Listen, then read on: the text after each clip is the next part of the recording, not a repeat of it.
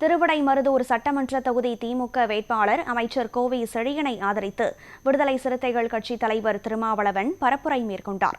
திருப்பனந்தாள் பகுதியில் பரப்புரை மேற்கொண்ட திருமாவளவன் அனைத்து தரப்பினரிடமும் எளிமையாக பழகி மக்கள் பணியாற்றும் வேட்பாளர் கோவை செழியன் வெற்றி பெறுவார் என்ற நம்பிக்கை உள்ளது என்று தெரிவித்தார்.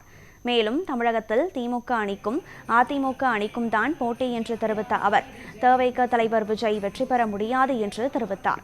பரப்புரையின் போது திமுக மாவட்ட செயலாளர் சாக்கோட்டை அன்பழகன், முன்னாள் எம்பி ராமலிங்கம், ஒன்றிய செயலாளர்கள் அண்ணாதுரை, மிசா மனோகரன், உதயா ரவிச்சந்திரன், விசிக மாவட்ட செயலாளர் பன்னீர்செல்வம் மற்றும் காங்கிரஸ், தேமுதிக, கம்யூனிஸ்ட் உள்ளிட்ட மதசார்பற்ற முற்போக்கு கூட்டணி கட்சிகளின் நிர்வாகிகள், தொண்டர்கள் பங்கேற்றனர்.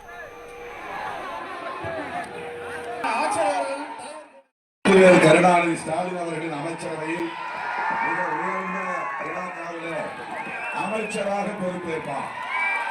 மீண்டும் அமைச்சராவார். தமிழ்நாட்டு அரசியல் வரலாற்றில் ஒரு ஒடுக்கப்பட்ட சமூகத்தை சார்ந்தவர் உயர்கல்வித்துறை அமைச்சராக இருந்தது இதுதான் முதல் முறை.